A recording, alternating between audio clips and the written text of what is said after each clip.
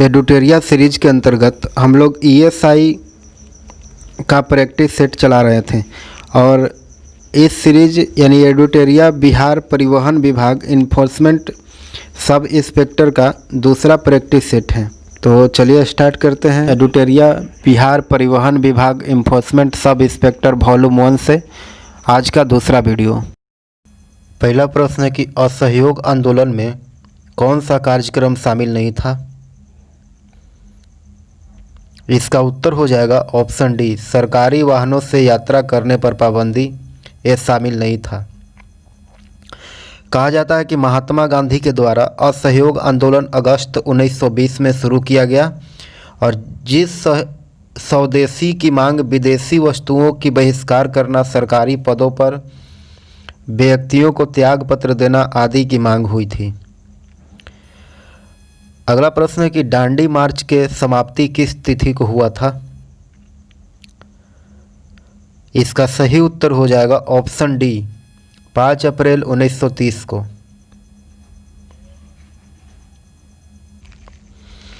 अगला प्रश्न है कि गांधी के जीवन काल में घटी निम्न घटनाओं का कालक्रम सही नहीं है, उसको पहचान करना है।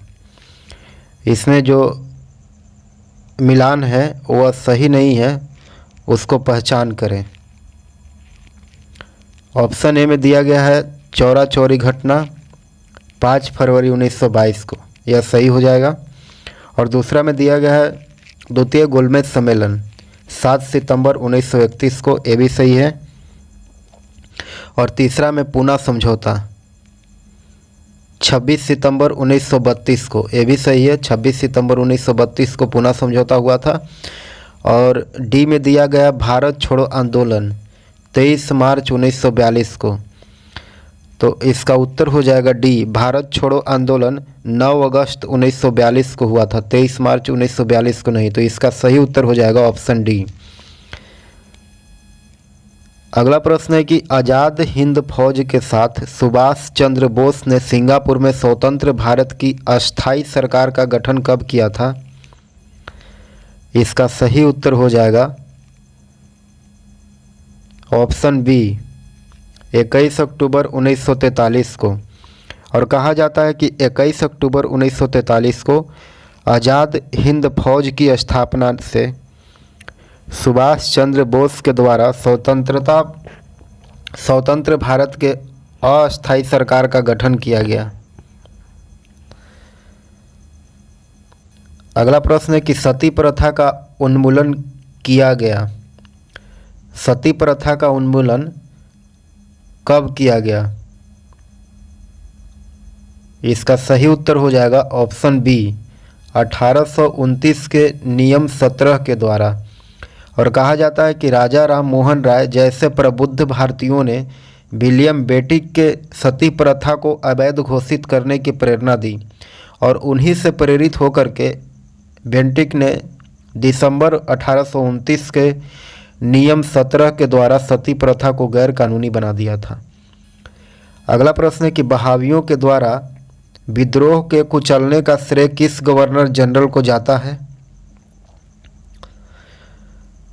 इसका उत्तर हो जाएगा ऑप्शन बी, एलिंगन प्रथम। अगला प्रश्न है कि पील कमीशन ब्रिटिश सरकार के द्वारा सेना में यूरोपीय तथा भारतीयों के बीच अनुपात को निर्धारित किया गया। सही अनुपात निम्न में से कौन सा है। इसका सही उत्तर हो जाएगा ऑप्शन सी, 1:2। कहा जाता है कि यूरोपीय व भारतीयों के सेना में संस्था के उचित अनुपात के रूप में 1:2 का अनुपात निश्चित किया गया था। यद्यपि स्वतंत्रता आंदोलन पूर्व यह अनुपात 1:5 था। स्वतंत्रता आंदोलन के पहले 1:5। अगला प्रश्न है कि दादा भाई नौरोजी के द्वारा निम्न में से कौन सी संस्था स्थापित की गई थी। इसका सही उत्तर हो जाएगा option C, east India association. कहा जाता है कि दादा भाई नौरोजी ने ब्रिटिश शासन के दौरान ईस्ट इंडिया एसोसिएशन की स्थापना 1866 में किया था और इसकी स्थापना लंदन में किया गया था। अगला प्रश्न है कि वायसराय के विधि बनाने के लिए अधिकृत किस अधिनियम के द्वारा किया गया। इसका सही उत्तर हो जाएगा ऑप्शन सी, 1861 का भारत परिषद अधिनियम के द्वारा।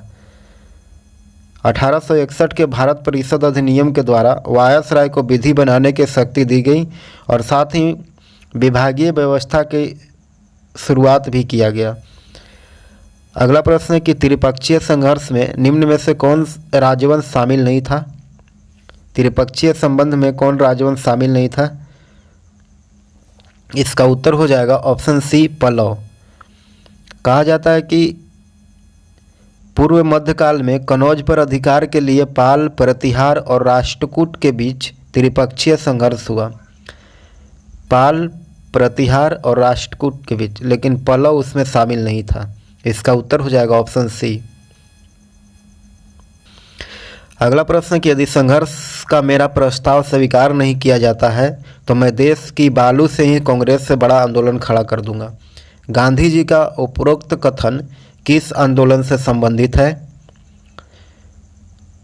इसका सही उत्तर हो जाएगा ऑप्शन सी, भारत छोड़ो आंदोलन से। और गांधी जी भारत छोड़ो आंदोलन के पूर्व कुछ नेताओं के विरोध में व्यवस्थित थे और अतः उन्होंने कांग्रेस को चेतावनी देते हुए कहा कि मैं देश की मुट्ठी भर बालू से कांग्रेस से बड़ा आंदोलन खड़ा कर दूंगा। अगला प्रश्न है कि मुख्यमंत्री कृषक दुर्घटना कल्याण योजना किस राज्य में शुरू किया गया? इसका उत्तर हो जाएगा ऑप्शन ए, यूपी में, उत्तर प्रदेश में। और इसके बारे में कहा जाता है कि यह योजना का शुभारंभ उत्तर प्रदेश सरकार ने किया और इस योजना के दौरान यदि किसी किसान की खेती करते समय मृत्यु हो जाती है तो सरकार उसे 5 लाख का मुआवजा देगी। अगला प्रश्न है कि भारतीय रेलवे के द्वारा वायु प्रदूषण का मुकाबला करने के लिए किस रेलवे स्टेशन पर ऑक्सीजन पार्लर की शुरुआत की गई है? इसका सही उत्तर हो जाएगा ऑप्शन बी, नासिक। कहता है कि नासिक रेलवे स्टेशन पर ऑक्सीजन पार्लर की शुरुआत की गया और इस ऑक्सीजन पार्लर में 1500 पौधे लगाए गए हैं। अगला प्रश्न है कि 11 दिसंबर 2019 को इसरो द्वारा रीसेट 2B का उपग्रह का प्रक्षेपण किस यान के द्वारा किया गया है? इसका सही उत्तर हो जाएगा ऑप्शन डी, PSLV-C48। और इसके बारे में कहा जाता है कि 11 दिसंबर को श्रीहरिकोटा से PSLV-C48 के द्वारा रीसेट 2B1 का प्रक्षेपण किया गया और इस उपग्रह के माध्यम से बादल एवं कोहरे के समय सीमा पर नज़र रखी जाएगी और यह PSLV का 50वां मिशन है। अगला प्रश्न है कि भारतीय खाद्य सुरक्षा एवं मानक प्राधिकरण के किस रेलवे स्टेशन को 4 स्टार रेटिंग के साथ ईट राइट स्टेशन प्रमाण पत्र प्रदान किया गया है? ईट राइट स्टेशन प्रमाण पत्र, तो इसका उत्तर हो जाएगा ऑप्शन बी, मुंबई को। मुंबई रेलवे स्टेशन को FSSAI ने मुंबई के सेंट्रल रेलवे स्टेशन को 4 स्टार रेटिंग के साथ देश का पहला ईट राइट स्टेशन प्रमाण पत्र प्रदान किया। अगला प्रश्न है कि साहित्य अकादमी पुरस्कार 2019 में अंग्रेजी के लिए किस लेखक को सम्मानित किया गया है? इसका सही उत्तर हो जाएगा ऑप्शन ए, शशि थरूर को। कहा जाता है कि शशि थरूर को अंग्रेजी का non fiction an era of darkness के लिए साहित्य अकादमी पुरस्कार 2019 से सम्मानित किया गया है। अगला प्रश्न है कि 33वां ग्रीष्मकालीन ओलंपिक 2024 में कहाँ आयोजित किया जाएगा? इसका उत्तर हो जाएगा ऑप्शन बी, फ्रांस में।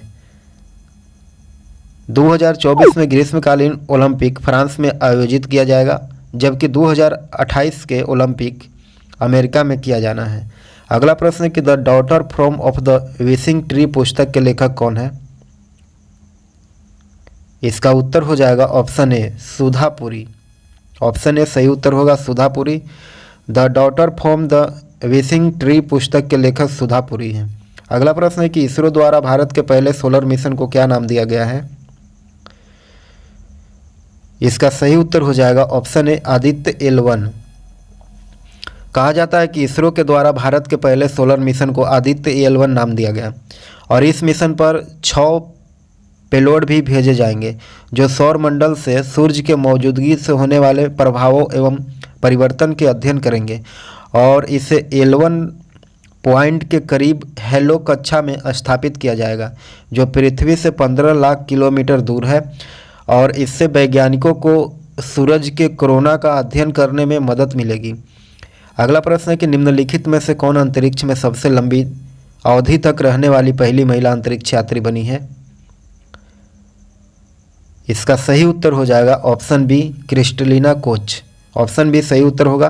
कहा जाता है कि नासा के अंतरिक्ष यात्री क्रिस्टलिना कोच अंतरिक्ष में सबसे ज़्यादा समय तक रहने वाली महिला बन गई है और फ्लाइट इंजीनियर क्रिस्टलिना 30 दिसंबर 2019 को अंतर्राष्ट्रीय अंतरिक्ष स्टेशन ISS में 290 दिनों तक रहने का रिकॉर्ड अपने नाम कर लिया और इससे पहले यह रिकॉर्ड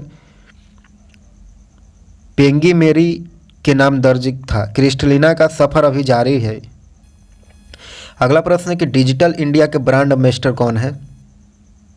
डिजिटल इंडिया के ब्रांड एम्बेसडर अंकित फाड़िया। ऑप्शन बी सही उत्तर हो जाएगा। और डिजिटल इंडिया की शुरुआत 1 जुलाई 2015 को किया गया था और इसका ब्रांड एम्बेसडर अंकित फाड़िया है और इसका मोटो है पावर टू एम्पावर। अगला प्रश्न है कि नवनिर्मित केंद्र शासित प्रदेश जम्मू कश्मीर में कुल कितने जिले हैं? इसका सही उत्तर हो जाएगा ऑप्शन बी 22 जिला। नवनिर्मित केंद्र शासित प्रदेश जम्मू कश्मीर में कुल 22 जिला है जबकि नवनिर्मित लद्दाख केंद्र शासित प्रदेश में कुल 2 जिला है। अगला प्रश्न है कि हाल ही में सुर्खियों में रहा सुखना झील जिसे जीवित इकाई का दर्जा दिया गया है यह किस शहर में स्थित है? सुखना झील कहाँ स्थित है? इसका सही उत्तर हो जाएगा ऑप्शन बी चंडीगढ़ में। हाल ही में पंजाब और हरियाणा उच्च न्यायालय ने चंडीगढ़ में स्थित सुखना झील को एक जीवित इकाई के विधिक व्यक्ति घोषित किया है। अगला प्रश्न है कि 22 मार्च 2020 को मनाए गए जल दिवस का थीम क्या था? इसका उत्तर हो जाएगा ऑप्शन बी। ऑप्शन बी इसका उत्तर होगा वाटर एंड क्लाइमेट चेंज। इसका थीम है वाटर एंड क्लाइमेट चेंज। अगला प्रश्न है कि माल्टा के नए प्रधानमंत्री कौन बने हैं? माल्टा के नए प्रधानमंत्री रॉबर्ट आवेला बने हैं। इसका सही उत्तर हो जाएगा ऑप्शन ए रॉबर्ट आवेला। अगला प्रश्न है कि बायो एनर्जी कोऑपरेशन के लिए भारत के किस देश के साथ MOU हस्ताक्षर किया गया है? इसका सही उत्तर हो जाएगा ऑप्शन सी ब्राज़ील के साथ।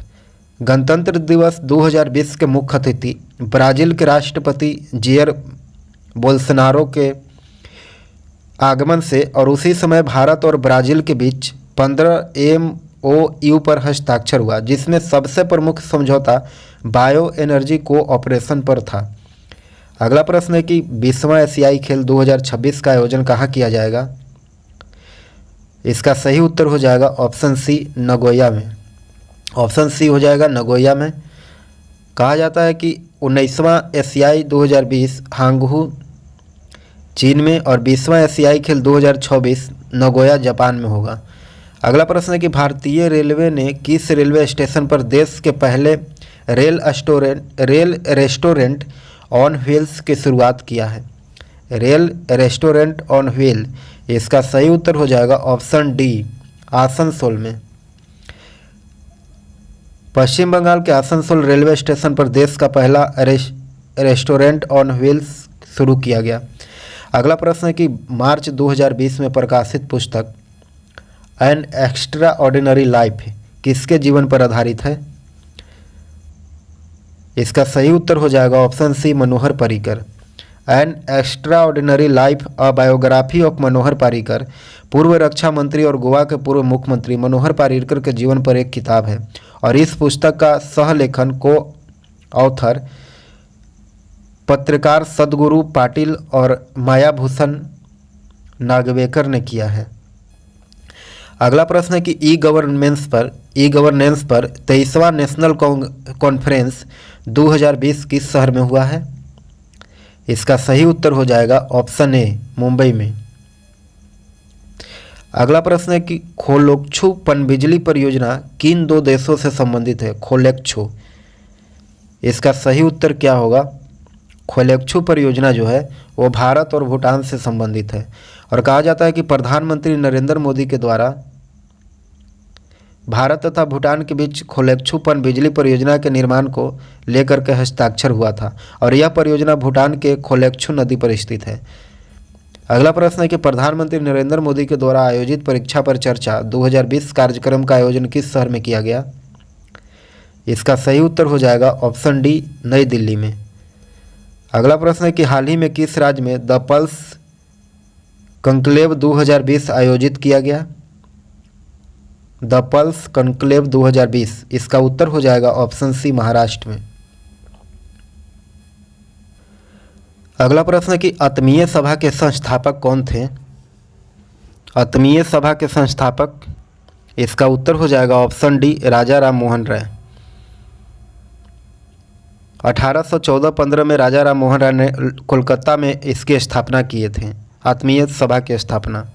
अगला प्रश्न है कि निम्न में से कौन सा मूल अधिकार केवल भारतीय नागरिकों को ही प्राप्त है?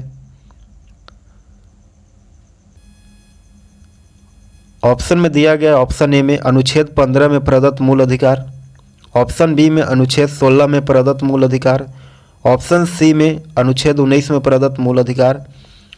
इसका उत्तर हो जाएगा ऑप्शन डी, उपयुक्त में सभी भारतीय नागरिकों को प्राप्त है। अगला प्रश्न है कि निम्न कथन पर विचार करना है और दिए गए कथन में कौन सा कथन गलत होगा? पहला में दिया गया है राज्यसभा के सदस्य का कार्यकाल 4 साल के होता है और दूसरा में दिया गया है कि राज्यसभा सदस्य के लिए कम से कम 35 वर्ष आयु होना आवश्यक है और तीसरा में दिया गया कि राज्यसभा अस्थायी सदन है लेकिन इसके 1/4 सदस्य प्रति दूसरे वर्ष पद मुक्त हो जाते हैं। उपरोक्त कथन में से कौन सा गलत होगा? तो इसका उत्तर हो जाएगा ऑप्शन डी, सभी इसमें गलत होगा।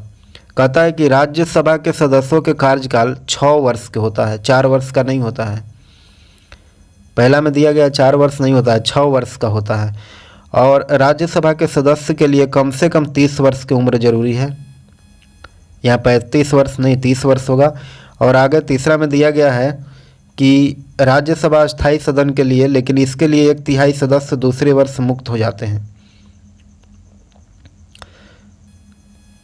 अगला प्रश्न है कि धन विधेयक को राज्यसभा अधिकतम कितने दिन तक रोक सकती है? इसका उत्तर हो जाएगा ऑप्शन ए, 14 दिन तक।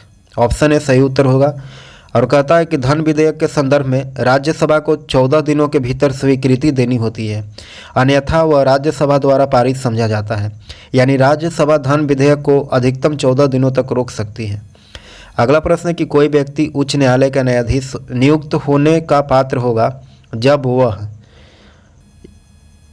इसका उत्तर क्या होगा? इसका उत्तर होगा ऑप्शन ए, केवल एक।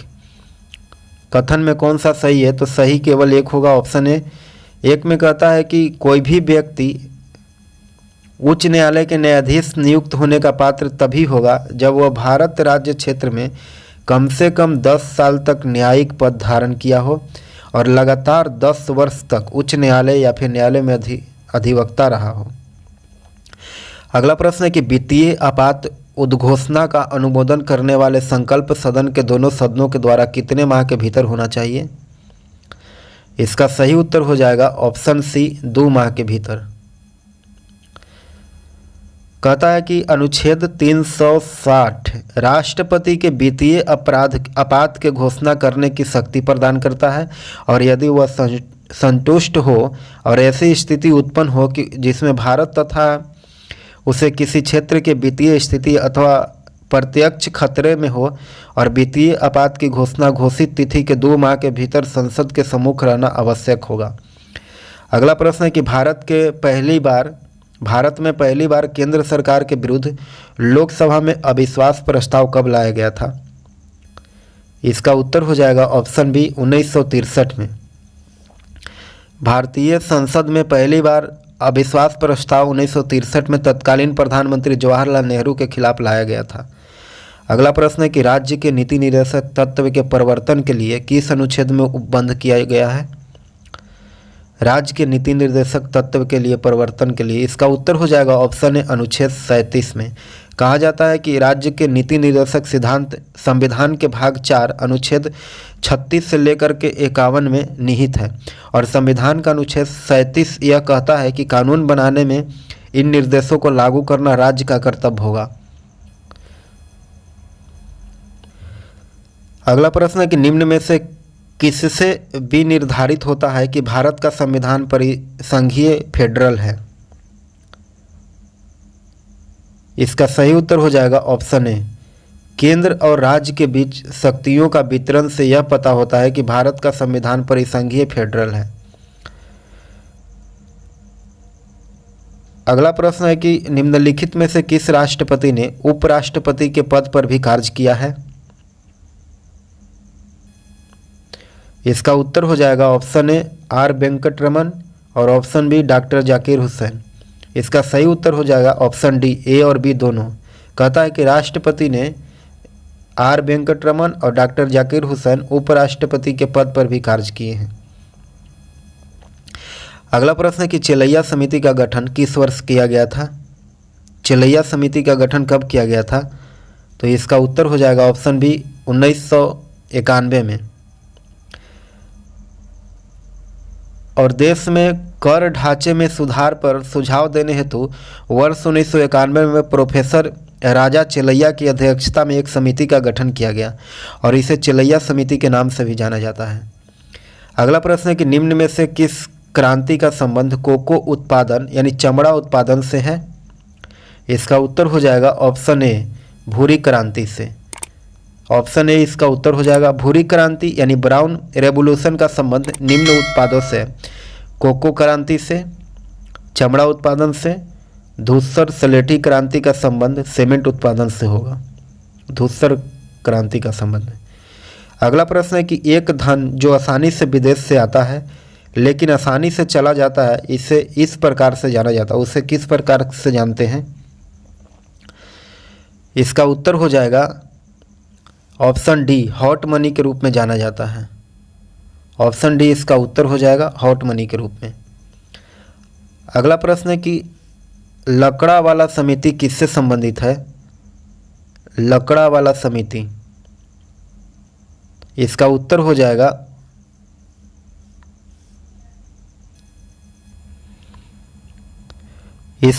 जाएगा ऑप्शन बी गरीबी से संबंधित है लकड़ा वाला समिति।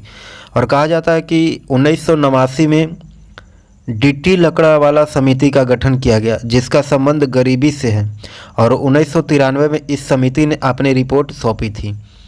अगला प्रश्न है कि गन्ने के उचित और परिश्रमिक मूल्य FRP अनुमोदित करता है, कौन अनुमोदित करता है? इसका उत्तर हो जाएगा ऑप्शन ए आर्थिक मामलों पर कैबिनेट समिति इसको अनुमोदित करता है। और कहा जाता है कि FRP न्यूनतम मूल्य है जो गन्ना किसानों को कानूनी रूप से देय है और इसकी सिफारिश कृषि लागत और मूल्य आयोग के द्वारा की जाती है, लेकिन इसका अनुमोदन आर्थिक मामलों में कैबिनेट समिति यानी CCA के द्वारा किया जाता है।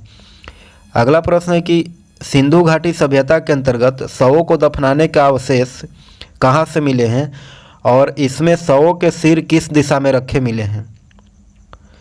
इसका सही उत्तर हो जाएगा ऑप्शन ए उत्तर में, उत्तर की तरफ। और कहता है कि सैंधव सभ्यता में जो भी शवधान प्राप्त हुआ है उसमें शवों का सिर उत्तर की ओर मिले हैं। अगला प्रश्न है कि किस बौद्ध संगीति में बौद्ध धर्म का 2 संप्रदायों में विभाजन हो गया? इसका उत्तर हो जाएगा ऑप्शन डी चतुर्थ बौद्ध संगीति में बौद्ध धर्म का विभाजन हीनयान और महायान संप्रदाय में हो गया था। अगला प्रश्न है कि महावीर स्वामी को किस नदी के तट पर कैवल्य की प्राप्ति हुआ था यानी ज्ञान की प्राप्ति हुआ था? इसका उत्तर हो जाएगा ऑप्शन सी ऋजुपालिका नदी पर। और महावीर स्वामी के ज्ञान की प्राप्ति कैवल्य की प्राप्ति ऋजुपालिका नदी के तट पर हुआ था और भगवान बुद्ध को ज्ञान की प्राप्ति निरंजना नदी के तट पर हुआ था। पीपल वृक्ष के नीचे, और फल्गु नदी को गया में निरंजना के नाम से जाना जाता है। अगला प्रश्न है कि आजीवक संप्रदाय के संस्थापक निम्न में से कौन है? आजीवक संप्रदाय के संस्थापक, इसका उत्तर हो जाएगा ऑप्शन सी, मखलीपुत्र। मखलीपुत्र गोसाल के द्वारा आजीवक संप्रदाय की स्थापना किया गया था। अगला प्रश्न है कि किस मुगल शासक के शासनकाल में स्थापत्य कला का स्वर्णिम काल कहा जाता है? इसका सही उत्तर हो जाएगा ऑप्शन सी, शाहजहां के शासनकाल में स्थापत्य कला का स्वर्ण युग कहा जाता है, और चित्रकला का स्वर्ण युग जहांगीर के शासनकाल में कहा जाता है। चित्रकला के लिए जहांगीर और स्थापत्य के लिए शाहजहां। अगला प्रश्न है कि मुगल काल में मुहतसिब कौन था? मुगल काल में मुहतसिब कौन था? इसका उत्तर हो जाएगा ऑप्शन डी, आचरण अधिकारी। आचरण अधिकारी को मुहतसिब कहा जाता था मुगल काल में। अगला प्रश्न है कि दीवान आरिज किस विभाग से संबंधित है? इसका उत्तर हो जाएगा ऑप्शन सी, सैन्य विभाग से। दीवान आरिज संबंधित है।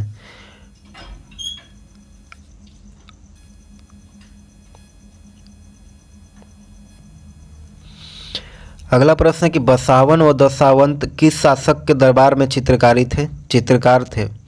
बसावन व दशावंत, इसका सही उत्तर हो जाएगा ऑप्शन बी, अकबर के दरबार में। अगला प्रश्न है कि निम्नलिखित में से कौन सुमेलित नहीं है? इसका सही उत्तर हो जाएगा ऑप्शन बी, कुंडनकुलन कर्नाटक में, यह सुमेलित नहीं है। कुंडलकुलन जो है वह तमिलनाडु में स्थित है। अगला प्रश्न है कि सौरभ चौधरी का संबंध किस खेल से है? सौरभ चौधरी का संबंध, इसका सही उत्तर हो जाएगा ऑप्शन बी, निशानेबाजी से।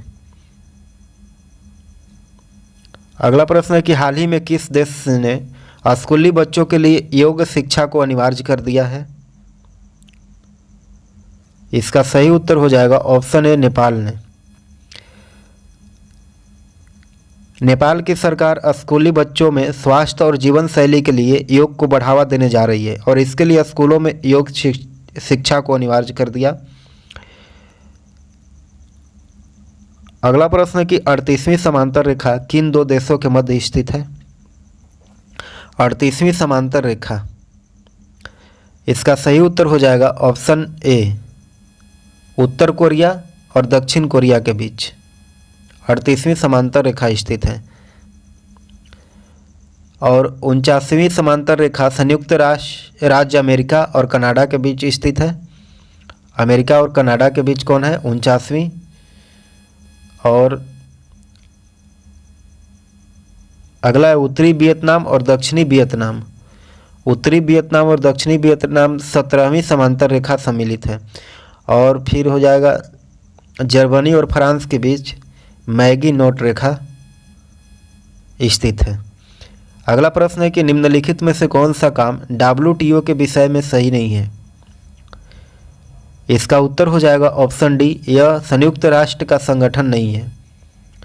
WTO संयुक्त राष्ट्र का संगठन है और इसकी स्थापना वैश्विक व्यापार को बढ़ावा देने के लिए और मतभेद दूर करने के लिए 1995 में किया गया था। अगला प्रश्न है कि ICC अंडर 19 क्रिकेट विश्व कप 2020 यानी 2020 के संबंध में निम्न में से कौन सा कथन सत्य है?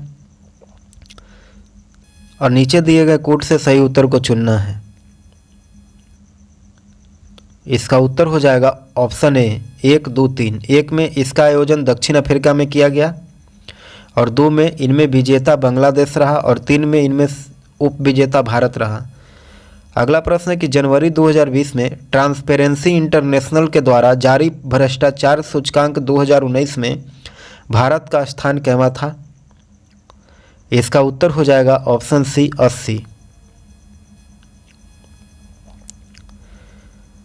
भ्रष्टाचार सूचकांक 2019 प्रथम स्थान डेनमार्क का और भारत का स्थान है 80वां।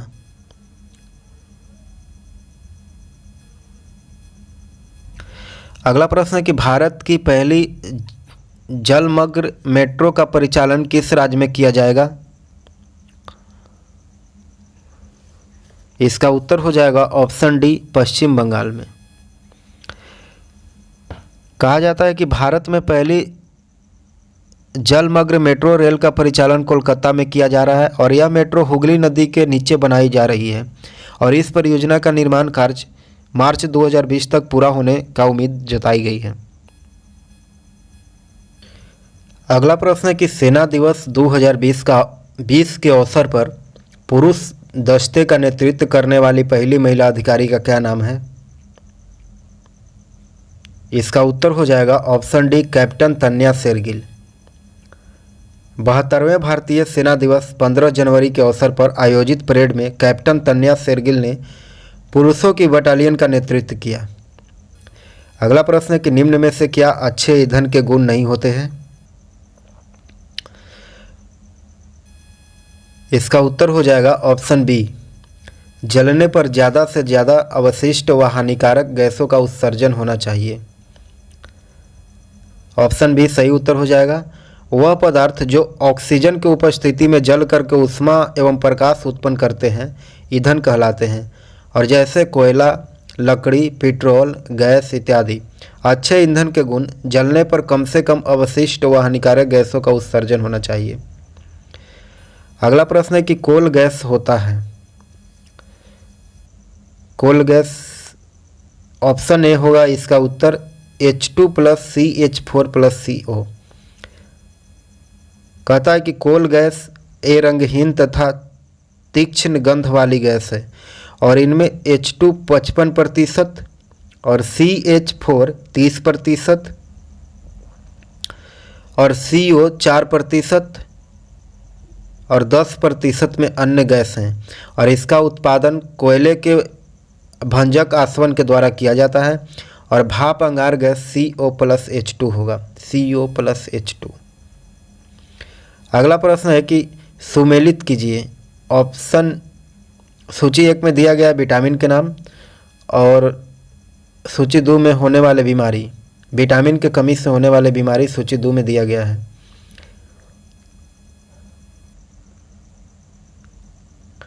इसका उत्तर हो जाएगा 68 के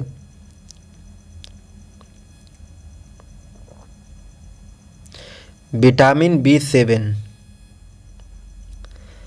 विटामिन B7 के कमी से चर्म रोग व बाल झड़ते हैं। इसका ऑप्शन हो जाएगा 3।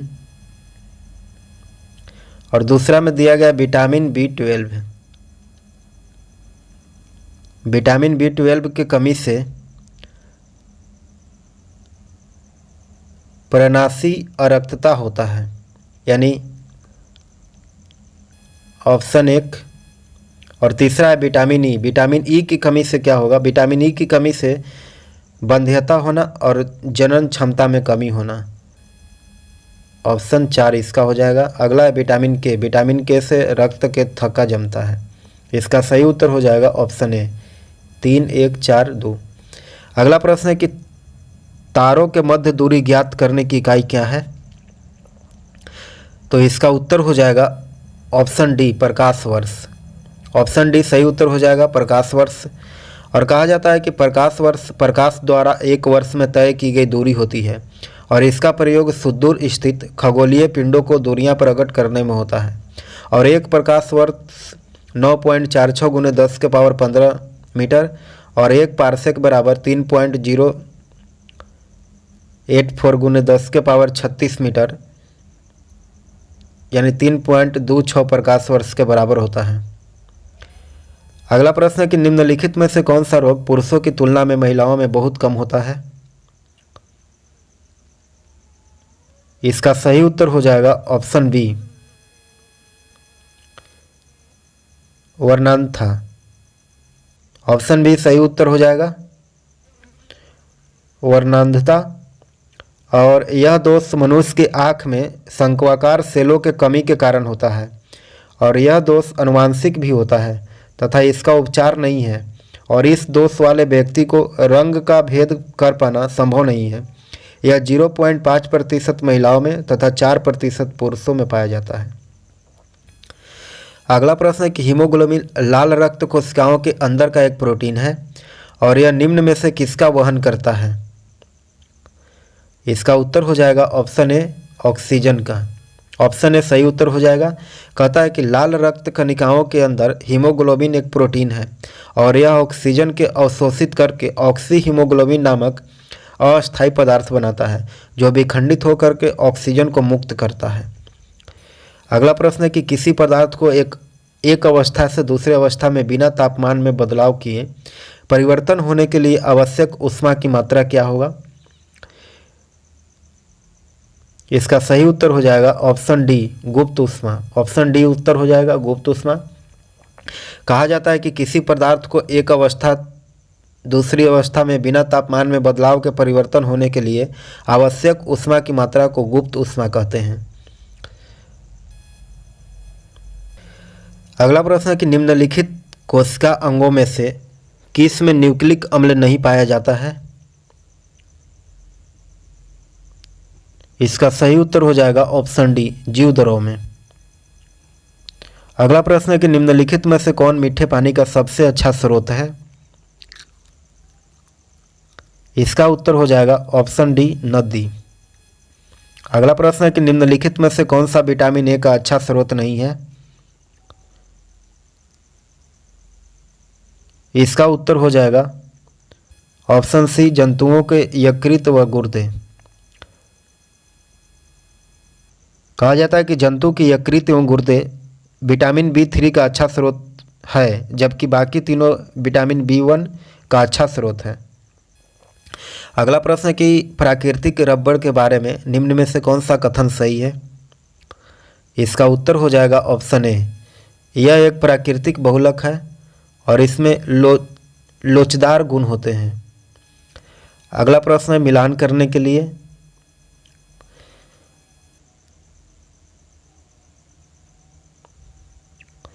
तो पहला में दिया गया है प्रतिरोध। प्रतिरोध के मात्रक क्या होगा? तो इसका ऑप्शन हो जाएगा ओम, प्रतिरोध के मात्रक ओम। और दूसरा में दिया गया है विद्युत प्रवाह। विद्युत प्रवाह किससे नापा जाता है? इसका उत्तर हो जाएगा एम्पीयर। Option A ampere. और तीसरा में दिया गया है बल। बल के मात्रक क्या है? इसका हो जाएगा न्यूटन 2। और चौथा में दिया गया है पावर। पावर की मात्रा क्या होगा? तो पावर की मात्रा वाट दिया है, वाट। अगला प्रश्न है कि निम्न में से कौन धातु के गुण नहीं है? धातु के गुण कौन नहीं है? इसका उत्तर हो जाएगा ऑप्शन सी इलेक्ट्रॉन ग्रहण करने की प्रकृति होती है। इलेक्ट्रॉन ग्रहण करने की प्रकृति होती है, यह धातु के गुण नहीं है। धातु का गुण होता है इलेक्ट्रॉन को त्याग करने का। अगला प्रश्न है कि धातुओं में सबसे कम घनत्व वाला तत्व कौन सा है? इसका उत्तर हो जाएगा ऑप्शन बी लिथियम, सबसे कम घनत्व वाला तत्व है। अगला प्रश्न है कि किसी तत्व का रासायनिक गुण निम्न में से कौन तय करता है? किसी तत्व का रासायनिक गुण निम्न में से कौन तय करता है? तो इसका उत्तर हो जाएगा इलेक्ट्रॉन की संख्या जो है वह तय करता है। और कहा जाता है कि किसी तत्व के रासायनिक गुण इलेक्ट्रॉनों की संख्या पर निर्भर करता है, क्योंकि ये रासायनिक बंधन में भाग लेते हैं और इसका त्याग करते हैं और ग्रहण करते हैं और साझेदारी करते हैं, जिससे वे धनायन और ऋणायन प्रकृति को दर्शाते हैं तथा नए यौगिक का निर्माण भी करते हैं। अगला प्रश्न है कि सुपरनोवा घटना क्या है? सुपरनोवा घटना क्या है? सुपरनोवा घटना हो जाएगा ऑप्शन सी एक मृतप्राय तारा। सुपरनोवा एक मृतप्राय तारे की विस्फोट अवस्था होती है और बड़े आकार के तारे सुपरनोवा विस्फोट के पश्चात ब्लैक होल में परिवर्तन हो जाते हैं। अगला प्रश्न है कि देवप्रयाग किन नदियों के संगम पर स्थित है? देवप्रयाग, इसका उत्तर हो जाएगा ऑप्शन ए भागीरथी अलकनंदा। देवप्रयाग भागीरथी अलकनंदा के संगम पर स्थित है और इसी संगम पर बाद में नदी को गंगा के नाम से जाना जाता है। अगला प्रश्न है कि निम्नलिखित में से किस राज्य से कर्क रेखा बीचों बीच गुजरती है? कर्क रेखा किस राज्य से बीचों बीच गुजरती है? तो इसका सही उत्तर हो जाएगा ऑप्शन सी मध्य प्रदेश से कर्क रेखा जो है वह बीचों बीच गुजरती है। अगला प्रश्न है कि निम्नलिखित में से कहाँ सर्वाधिक जैव विविधता पाई जाती है? सर्वाधिक जैव विविधता, ऑप्शन सी इसका उत्तर हो जाएगा उष्णकटिबंधीय वर्षावन में। कहा जाता है कि किसी भौगोलिक क्षेत्र में जीवों की विविधता के जैव विविधता कहते हैं और सर्वाधिक जैव विविधता उष्णकटिबंधीय वर्षावनों में पाई जाती है। अगला प्रश्न है कि निम्नलिखित में से कौन हरित गैस नहीं है? इसका उत्तर हो जाएगा ऑप्शन सी, नाइट्रोजन जो है वह हरित गैस नहीं है। और दिए गए विकल्प में नाइट्रोजन हरित गृह गैस नहीं है, अन्य सभी हरित गृह गैस है, जैसे methane, carbon dioxide, nitro oxide, nitrous oxide, ये सब हरित गृह गैस है। अगला है कि गाड़ी से निकलने वाला मुख्य प्रदूषक गैस क्या होगा? गाड़ी से निकलने वाला मुख्य प्रदूषक गैस कार्बन मोनोऑक्साइड हो जाएगा। ऑप्शन बी सही उत्तर हो जाएगा, कार्बन मोनोऑक्साइड। अगला प्रश्न है कि निम्नलिखित में से कौन सुमेलित नहीं है? इसका उत्तर होगा ऑप्शन बी, रोहिला राष्ट्रीय उद्यान गुजरात में, यह सुमेलित नहीं है। रोहिला राष्ट्रीय उद्यान हिमाचल प्रदेश में स्थित है। अगला प्रश्न है कि निम्नलिखित में से कौन शीत महासागरीय जलधारा नहीं है?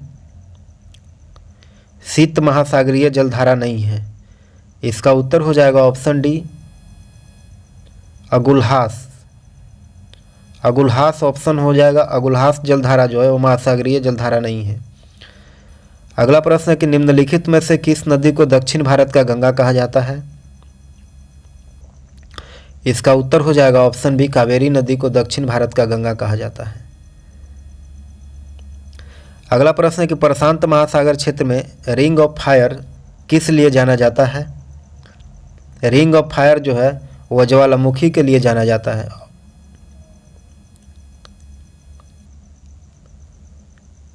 और भूकंप के लिए भी। ऑप्शन ए और बी दोनों, इसका सही उत्तर हो जाएगा ऑप्शन बी। कहा जाता है कि प्रशांत क्षेत्र में रिंग ऑफ फायर्स भूकंप एवं ज्वालामुखी प्रभावित क्षेत्र है और विश्व के लगभग 85 से 90% भूकंप इस क्षेत्र में आते हैं और इसका मुख्य कारण है इन सभी में विनाशी प्लेट सीमाओं का अपसरण। अगला प्रश्न है कि निम्नलिखित में से कौन सही सुमेलित नहीं है? पहला में दिया गया तकला मकान चीन में, पहला ऑप्शन में दिया गया है तकला मकान चीन में, और दूसरा में थार भारत में, और तीसरा में आटाकामा चिली में, और चौथा में गिब्सन अफ्रीका में।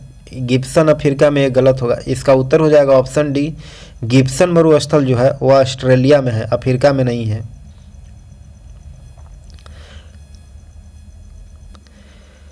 अगला प्रश्न है कि संचार उपग्रह किस मंडल में अवस्थित है? इसका उत्तर हो जाएगा ऑप्शन डी, बहिर्मंडल में। संचार उपग्रह भू-स्थैतिक के कक्षा में विषुवत रेखा के लगभग 36,000 किलोमीटर की ऊंचाई पर स्थित है और यह वायुमंडलीय परतों में 640 किलोमीटर के ऊपर बाह्य मंडल का विस्तार में पाया जाता है। अगला प्रश्न है कि विली विली किस क्षेत्र के चक्रवर्तीय घटना है? विली विली, इसका उत्तर हो जाएगा ऑप्शन सी, विली विली चक्रवर्तीय घटना जो है वो उत्तर पश्चिमी ऑस्ट्रेलिया से संबंधित है और उष्णकटिबंधीय चक्रवात को विभिन्न क्षेत्रों में विभिन्न नामों से जाना जाता है। उत्तर पश्चिम ऑस्ट्रेलिया में विली विली के नाम से जाना जाता है।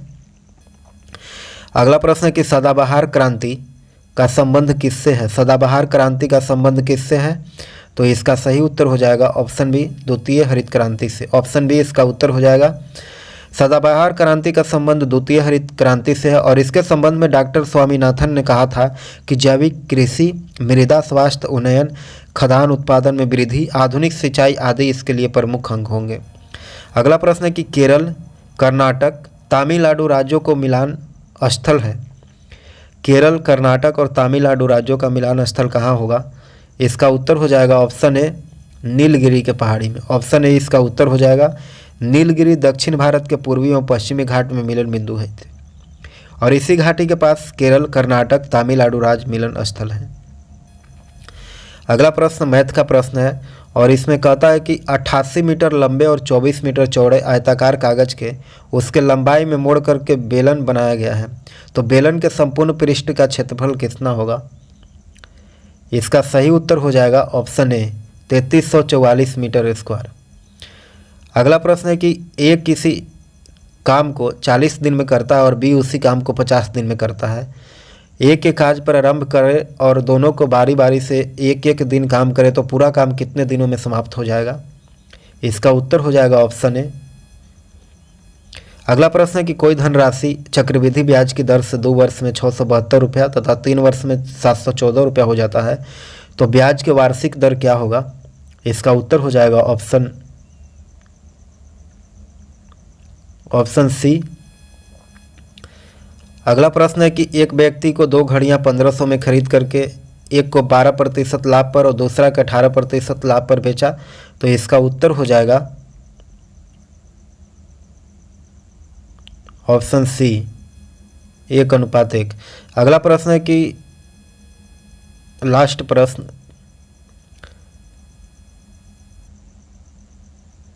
सात के पावर 12 और 4 के पावर 12 निम्न में से किस संख्या को विभाजित करता है? इसका उत्तर हो जाएगा ऑप्शन बी 33। सही उत्तर होगा ऑप्शन बी। इस टेस्ट सीरीज के और वीडियो को देखने के लिए हमारे प्ले लिस्ट में जाएं, वहां आपको सारे वीडियो मिल जाएंगे। आप हमारे चैनल पर नए हैं तो आप हमारे चैनल को सब्सक्राइब करें, लाइक करें और शेयर करें। धन्यवाद।